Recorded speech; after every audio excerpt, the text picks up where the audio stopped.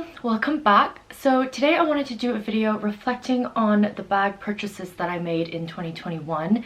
I think I was quite restrained last year. Probably not, but I could have bought a lot more bags in my head than I actually did, so I'm quite proud of myself for that. I did do a similar video in 2020, just showcasing all of the bags that I bought in 2020 and 2021. But for this specific video, I want it to be a bit more reflective on it and critical, but constructive criticism. So hopefully if a bag is in this fairly short list, I can, walk you through exactly why I thought that it was the best purchase that I made bag-wise in 2021 and why it was in the bottom list for me personally. So hope that helps. And at the end, I also want to include some key takeaways from that, and then also share very briefly what is on my mind right now in terms of wish list for 2022. So anyway, I'll get started now. So I'm going to start from best to worst. I definitely want to start on a good note. And this is a little bit surprising for me because usually I really like to plan out my purchases, think about it a lot, do a lot of research, watch 5 billion YouTube videos, and then, look at Pinterest and how to style it and see if it makes sense for me, everything. But because this was a seasonal bag, I believe, there were only around 5 YouTube videos on it. And I just kind of made the decision because I knew that the style of bag was something that I would get a lot of use out of. So I kind of just bought it. So I'll show you the bag now. It is this Louis Vuitton Passy bag. This is the official name of it, I believe, when it first came out. And then I think when it first came out, it was called the Louis Vuitton flat bag or something, like flat bag with chain. But now it's been called the Passy bag, but it's actually off the website now. So I don't know if they've discontinued it, but I did go into a Louis Vuitton store on like the 30th of December, and it was on a shelf, so it probably isn't online anymore, but it's still in store somewhere with like some leftover stock maybe. But I don't foresee this being a permanent collection thing or anything, so that's kind of initially why I didn't even do a video on it, because I didn't think that it would be too helpful. But I kind of just want to talk about the style of the bag and why I thought that this was the best purchase bag-wise that I made in 2021. So a little bit of a background. I bought this as my birthday bag, so my birthday is in August, so I've had about 6-ish months with it now. And cost per wear wise, I have to say I've brought it way down because I've been wearing this a lot, and there are a lot of different key factors to it. But with my years of bag buying and bag loving and stuff like that, I think I learned styles of bag that I prefer, and I definitely prefer the flat bag style, and this is really, really handy. It's the traditional kind of flat bag here with a really nice magnetic closure. So if you just do this, I love that sound, and it's just so convenient. Like when you wear it crossbody, it actually just finds the magnet because the magnet's really strong. This is the look of the bag, and right now I'm still using it, so sorry for the random tissues and things inside. But there is a outer pocket here, an inner pocket here, a zipped pocket here, which is quite roomy, and I put things like receipts, lip balms, things like that in there. And then there's actually another flat pocket, kind of similar to the Chanel flat bags, where there's like an inner pocket right there, and sometimes I put even more receipts in there, and that's kind of the inside of the bag. And then what I love as well is that there is another back sleeve pocket, so here. So this, you can kind of park your phone in there quite easily. I have a iPhone 13 Pro Max, so it's quite large, and I also have a pop socket, but then it fits quite well like this. So if you're just walking around and you have no hands, carrying a drink or something, you can just kind of slot that in there for now until you're actually able to tend to it. In terms of how to wear it, this is a kind of adjustable double flap bag, so you can wear it on your shoulder like this, and this the drop is actually quite nice. It kind of just falls here, so you can kind of clamp it with your elbow. But then actually as crossbody, I really find the length really nice as well. So this sits right at my hip bone right here. Apologies for the sweatpants. But right about maybe 2 inches above my hip bone. So it's not a kind of like a bum bag style crossbody when you crossbody it, but it's also not kind of overly long that it's slightly awkward, where every step I take I can feel it kind of like flapping against my thigh, that kind of thing. So these are basically the features that I love about the bag, like what I just outlined: the multiple flat pockets, the chain, the adjustable length, and then the sleeve pocket, and the main thing obviously will be the canvas as well. Like, obviously don't soak your bag and like throw it into a pool or anything, but you know, when it rains and things like that, I'm not worried about it at all. Yeah, I just found that this bag has been really handy. It holds a lot and it goes with everything because it is a canvas material. It's not necessarily like overly dressy or overly casual. I think the canvas dresses it down, but then the chain dresses it up, so it kind of can be a chameleon bag in my opinion. And I love the enamel detail here. This is actually initially what put me off, but the more I looked at it, the more I loved how the black is accented with a gold outline. I just thought that it elevated it more. Yes, it is quite loud. I'm not going to say that this is an understated bag in any means, but you know, with the monogram, it's already quite loud, so might as well go out all out is kind of like how I thought about it, at least. So this bag has been absolutely amazing to me personally, and I think it's a really well-made bag. I know that, you know, with luxury handbags nowadays, there's always an anxiety around, you know, am I getting the best quality? Is there going to be defects? And then when there are defects, will the store even take responsibility for it? But with this, I have to say, I ordered one online and the glazing had a little bit of a peak, which is literally like my fear materialized. But then I went into the store and they were really nice about it, and then they actually got this one out from the back and said, you know, check it over, is this really to your liking, is that okay? You know, like all of these bags, you know, they didn't see that as a defect, but because I wasn't happy with it, they were more than happy to switch it for me. So I really appreciated that. Really happy with this bag. It has been extremely useful. It brings me joy every time I wear it. I feel like it's one of those bags where you can kind of put on with anything, and if you don't have, you know, if you put together an outfit without a specific bag in mind, this can be the bag that you bring. So it fits a lot of different outfits for a lot of different occasions and fits a lot of moods as well. So I just find that this has been absolutely amazing. This is my definite best purchase bag-wise for 2021. So the second bag is a little bit of a surprise for me. It's not technically very high luxury, and by what I mean by that is that it's not kind of Louis Vuitton, Chanel, Hermes, like that kind of thing. It's from a brand called By Far. And I don't know if this is kind of cheating to include this, but I do really love it and I want to talk about it, so I'm just going to include it. I actually bought this in November, so I think you will kind of see a pattern here. The first two bags, my first two best purchases, were made later on in the year, and I think, you know, that middle period of the year where I didn't buy any bags, I really took the time to think about what will suit me and my lifestyle, what I like to wear, things like that. So this bag, yes, I bought in November during the Black Friday sales. And it's by a brand called By Far. You might know it more by their shoes, but right now I think their bags are quite sought after and popular. I think mostly made popular by influencers, which, not going to lie, I definitely got influenced on Instagram to buy this bag, so I'm just so glad that I did, because it is essentially one of those bags that made me realize that I do actually like a top handle bag. Like before, I didn't think that I was a top handle person whatsoever. So, you know, in the bag that I'm going to show you next, I mainly wore it on the shoulder, but then this has made me discover that I actually really do prefer a top handle sometimes. So yeah, this is the By Far Cush bag, and this is in the not medium size. I think this is in the regular size or the large size. So I think it usually retails for around 400 pounds, but I got it for 200-ish pounds. Like, it was 50% off. It's really good deal, and I snagged it, and it is in the regular black color, and it's in the pebbly grain texture, if you can see over here, and it has silver hardware. So the zip over here is silver, and then just a standard kind of leather pull tab for the zipper. And then on the inside, sorry, I still have stuff in there, but it is a kind of a linen canvas lining. And then, you know, I just have my sunglasses in there now, and some tissues and some tampons from the last time I used this bag, so just ignore that. What I absolutely love about this bag is how shapeless it is. So right now, obviously, when it came, I was a bit like, because it came like this. It basically came stuffed to the brim, so it was really kind of like a half moon shape. But then the second you put stuff in it, like obviously you're not going to stuff it full most of the time, the things kind of congregate between here and here.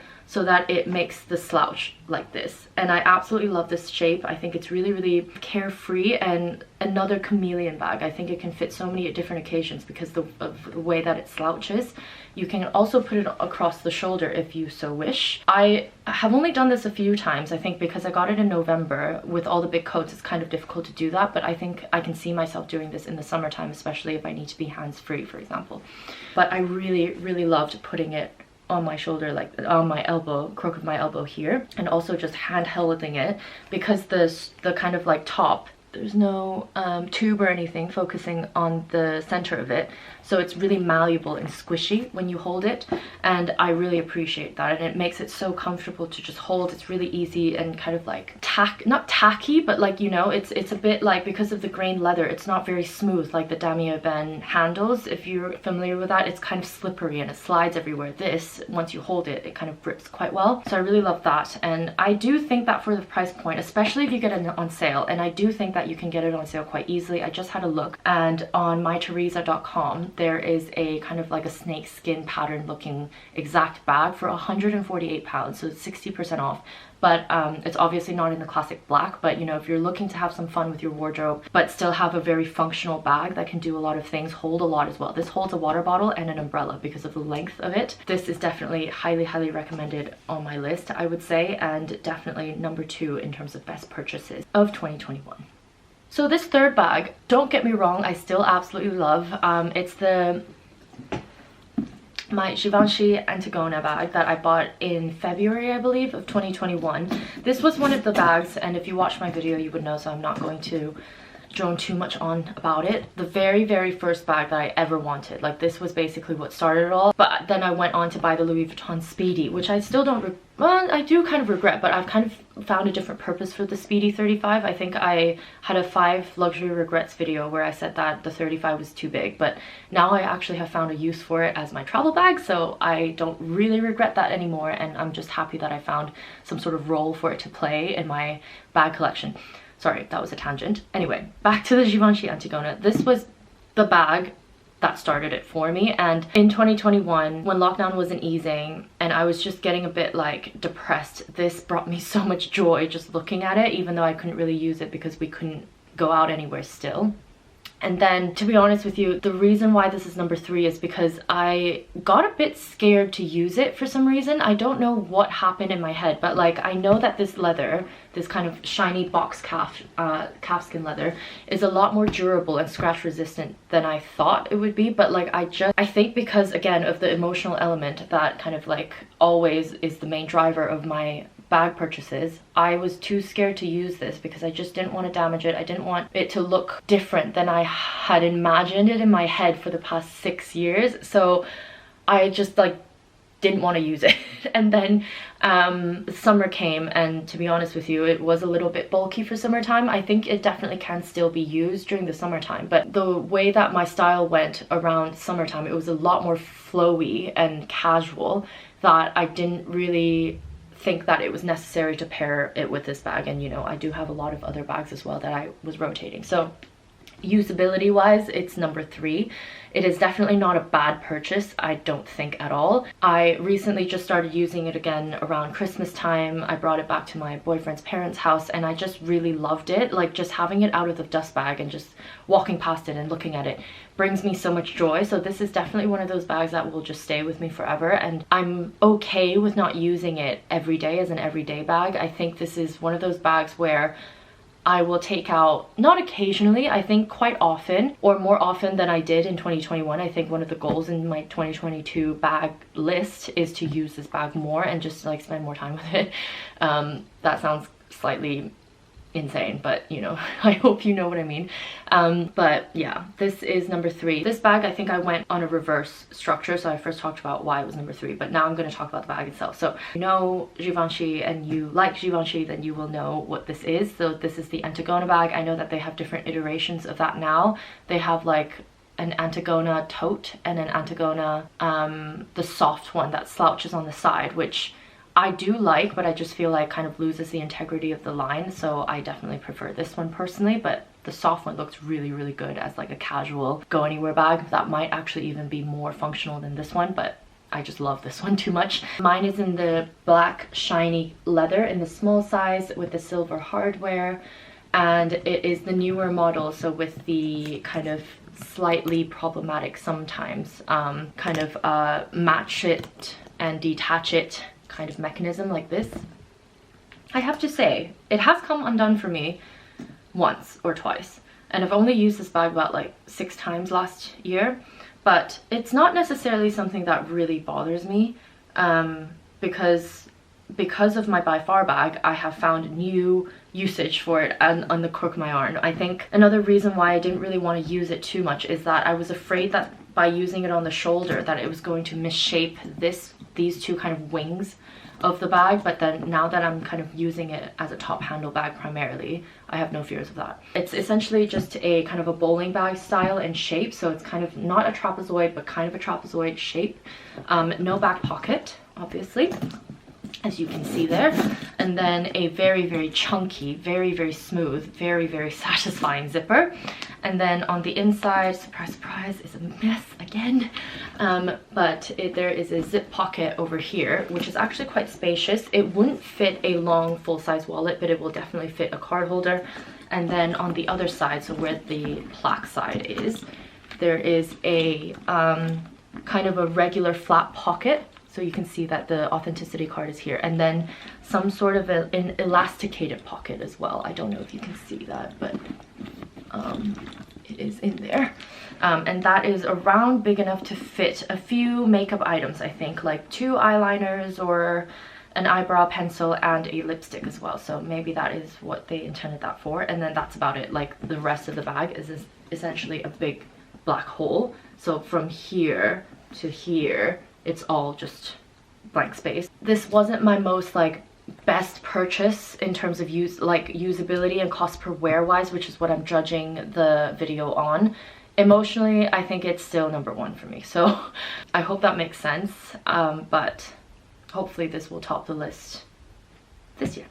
Last but not least, but maybe least, is my Loewe mini gate bag. This is definitely, I wouldn't say that I regret it, but I have never worn this bag. So I bought this bag, I think, in February as well of 2021, around a week or so after I bought my Givenchy Antigona. And I basically bought this because I wanted it to pair with winter outfits, which I think I demonstrated in the reveal video and first impressions video. I think I was a little bit optimistic about how many times I will wear this bag, so I will just go through the features of the bag first and then explain to you why it didn't work out for me and why I am potentially selling this bag. I think I will just list it because I've never worn it, and might as well if it's been a literal whole year and I have never worn this bag, so it probably isn't a good fit for me personally. But anyway, so this is the mini gate bag. As you can see, it's absolutely adorable. I do still love the look of it, which makes me a little bit sad, to be honest. And it has a really nice kind of, this is what gave it the name. I think it's the gate bag. So I think with the horse stables, I don't know if this is the correct information, so please don't quote me, or I'll put like something down below if it's correct or not. This is kind of the gate mechanism that it's mirroring. So this is where the bag got its name. And then it is kind of a kimono style, I would say. And then you just open it like this in the flap, and then it's suede lined. It's really nicely made. It's honestly such a beautiful bag. It's really depressing that I've never used this before. And then inside it's just suede lined. You have Loewe on there, and then I have the authenticity and the care booklet on the back flat pocket, and then there's another flat pocket in front of that, so 1, 2, and then hole. You can fit some things in there. It is a very small bag. It has essentially no room for the thing that I didn't think that I minded carrying in my hand, but that I ended up did mind, which is my phone. So I was like, it's fine, this is like okay, because I have a Bottega mini like pouch bag that's also very small and doesn't fit my phone, but I didn't have a problem carrying that in my hand. But because that mini Bottega bag is to me an evening appropriate bag because of the material, like I thought that it added some interest to like an otherwise all black outfit, for example. I was okay with that because I was never really using that bag for a functional day out. But I found that with this color, which is kind of a bluish gray and light gray, that I didn't really want to wear it with evening outfits. I'm not saying that you can't pair it with evening outfits, but for me personally, I just found it difficult for it to work. The color to me personally is more of a daytime appropriate bag. It really annoyed me that I couldn't put my phone in there, and I had opportunity, to be fair, to buy a smaller phone so that I could have smaller bags, but then I love me a good big phone, so it just doesn't fit. Like, it doesn't fit. So that was an issue. And then, you know, right now as well, especially with the pandemic, and I think just moving on personally, like I would like to carry a mask and hand sanitizer with me at all times now. Like this is just something that I feel like has become habit for me. So once you put that in and your keys in, there is actually no room for your cards, so you would have to remove your cards from your card holder to then put it into this slot here, which, you know, obviously if like it doesn't bother you, then it's great, but then for me, like I just felt like a little bit unsafe just having my cards in a slip pocket. Like I just would prefer to see my card holder there for peace of mind, really. Because of these elements, I think this bag just didn't really suit and didn't fit in. I love the look of it and I love the color, but I think I might need to either upgrade to a bigger size or just give up on this style altogether, because I do have a lot of casual bags. And yeah, that is just kind of what I learned. All mini bags or all small bags that I buy need to fit my phone. That's kind of what I learned, I guess. So yeah, this is my worst purchase of 2021. Put it in my shelf to look at because I just love the look of it, but I just don't think that like me not using it at all and then having a quite expensive decoration piece, I'm not at that point in life to actually justify that, so I'm just going to sell it so that somebody else can enjoy it and probably get a lot more use out of, and then make you happy as well. I think I just talked to my bag. Anyway, so that was my 4 bag purchases. I think I was quite restrained this year, hopefully. I still did manage to make one mistake, so that is what, like a C. So the key things that I learned is emotionally driven purchases is good. I think in general, like you have to love your bag. You have to feel something for the bag if you're spending so much money on it. Obviously, you're not buying a luxury bag to be like, yeah, it's got pockets and I could put things in it. Like a lot of different bags do that. Luxury purchases are emotionally driven, so that is definitely an element that I need to consider when buying a bag. It's not just for function, but function needs to be at least 40% of the deciding factor as well. So if you love a bag 100%, that should only account for 60% of your decision. But if 40% of that means it's not usable, it's not going to fit in with your lifestyle, or it's not going to fit in with your wardrobe or things that you already own, then chances are you're going to be really happy with the purchase for the first few months, but then you're not actually going to get the use out of it. And a bag needs to be used. I'm not saying that it needs to be used every single day for it to be worth the money, but it needs to be used sometimes, you know what I mean? And it needs to fill some sort of role. That being said, my dream purchase of this year is a Chanel classic flat bag in the caviar in gold hardware in the medium size. And I have kind of put off this purchase for so many years because I was distracted by other bags. I wanted trend bags, I wanted it bags, I wanted different kinds of bags, I wanted variety rather than, you know, spending literally all of my bag savings on one bag. I wanted like to have a few different ones that, you know. This year I think I have just decided I need to just do it. This isn't a bag that I'm going to get for investment purposes. I'm not going to resell it, I don't think. I guess never say never, but I literally just don't think I'm ever going to sell it because I'm just going to, like, this is the one bag that I feel like is missing in my closet because I really would like a special occasion, really special. And again, I'm not saying that any of these bags aren't special. The Chanel bag, this is how their marketing has really worked, okay? Like the Givenchy Antigona, like I was saying, was my first love. But then somehow the Chanel bag over the years have also taken over in terms of like my dream bag ever. So I think I just need to get it. And I've already put my name down on the store Rhoda because right now they are all out of stock in the entire city of London. I'm sure they have a few in the back, but it's not for me, so I just need to wait. I'm not really going into buying the bag for the experience. I just really want the bag, so just give me the bag and then yeah, that is all good. So yeah, that is literally it for my wish list in terms of bags for 2022. I think after the Chanel bag, it will take me literally at least 8 months to recover emotionally and financially from that. So I will let you know if anything else comes up, but I really do hope that this video was helpful. I would like to do one for my clothing items. I bought a few luxury clothing items, so I want to review that as well, so hopefully that can also be useful. That is everything. Thanks for watching, and I'll see you next time. Bye.